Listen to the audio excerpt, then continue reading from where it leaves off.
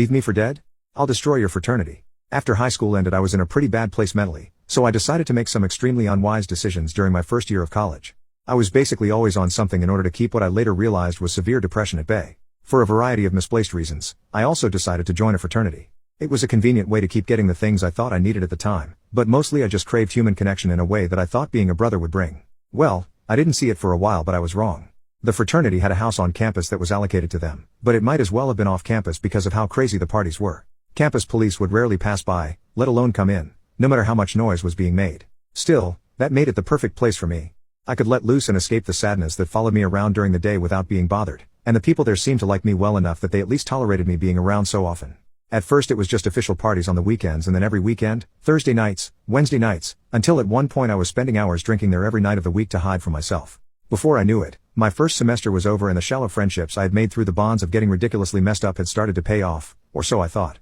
They told me they'd be extending an offer to be a pledge next semester. For those that don't know, pledging is a process that lasts, for this particular chapter of this fraternity, 1 semester and is something that you have to go through to officially become a brother, member, of a fraternity. I was ecstatic. My second semester rolls around and I'm given the invitation in traditional, stupid, ritualistic fraternity fashion.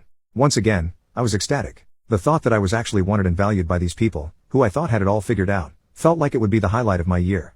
I never really fit in with most members of the fraternity, because other than an excessive consumption of substances and alcohol we didn't really have much in common, but I started to look up to these guys. While most of my time there passed by in a haze of my own creation, the moments that I remembered made them seem like kind, cool, and genuine people.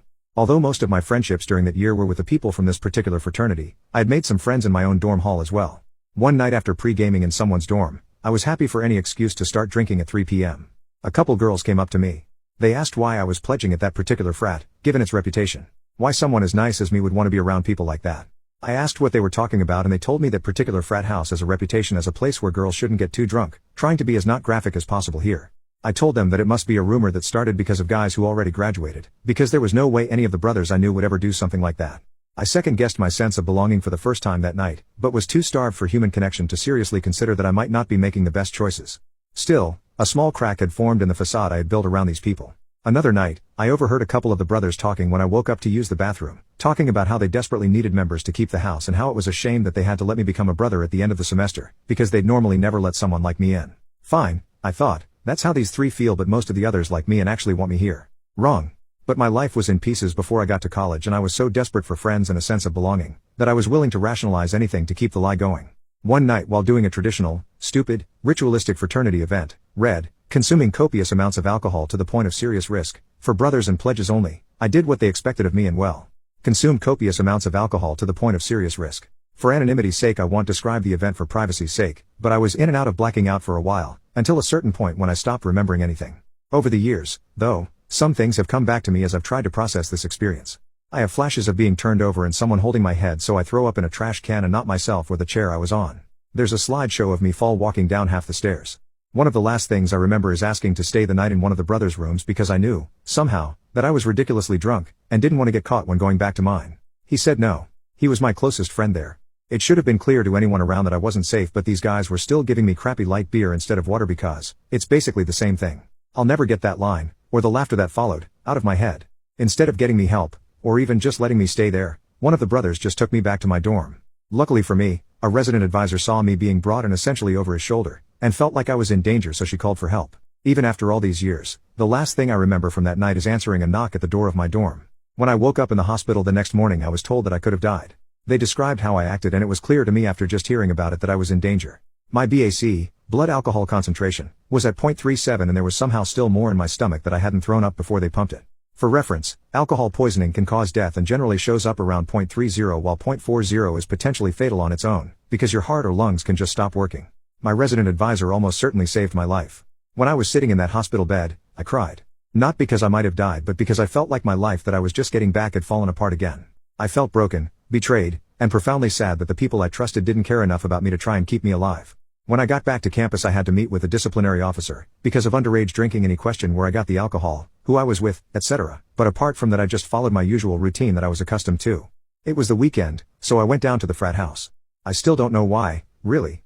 I think I was just numb and going through the motions, or maybe I wanted a sense of normalcy. When I got there, all the feelings of sadness turned to anger. As I told them what happened, the people that I half-heartedly expected to be happy to see me, were more concerned about what I might have said to the disciplinary officer than the fact that I was alive. They were wrong to do that, for the record, because I covered their asses completely.